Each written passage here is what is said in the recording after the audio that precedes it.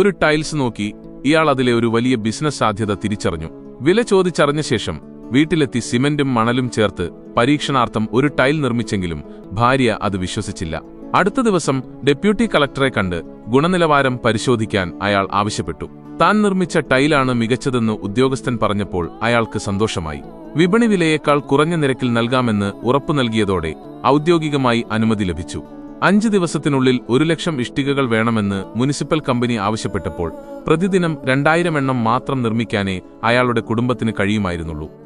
എങ്കിലും ആ അവസരം നഷ്ടപ്പെടുത്താതിരിക്കാൻ ബന്ധുക്കളെയും സുഹൃത്തുക്കളെയും കൂട്ടി അയാൾ രാപ്പകൽ പണിയെടുത്തു. ആവശ്യക്കാർ ഏറിയതോടെ യന്ത്രങ്ങൾ ഉപയോഗിച്ച് ടൈൽ നിർമ്മിക്കാൻ അയാൾ തീരുമാനിച്ചു. പണമില്ലാത്തതിനാൽ ഉദ്യോഗസ്ഥൻ ഇടപെട്ട് സർക്കാർ വായ്പയും ഫാക്ടറിയും അനുവദിച്ചു നൽകി. അസംസ്കൃത വസ്തുക്കൾക്ക് ക്ഷാമം നേരിട്ടപ്പോൾ പുഴയിൽ അടിഞ്ഞുകൂടിയ കല്ലുകൾ ഫാക്ടറിയിലേക്ക് എത്തിച്ച് ആ പ്രശ്നവും പരിഹരിച്ചു. താമസിയാതെ ഒരു ഗ്രൂപ്പ് കമ്പനിയായി അത് വളർന്നു.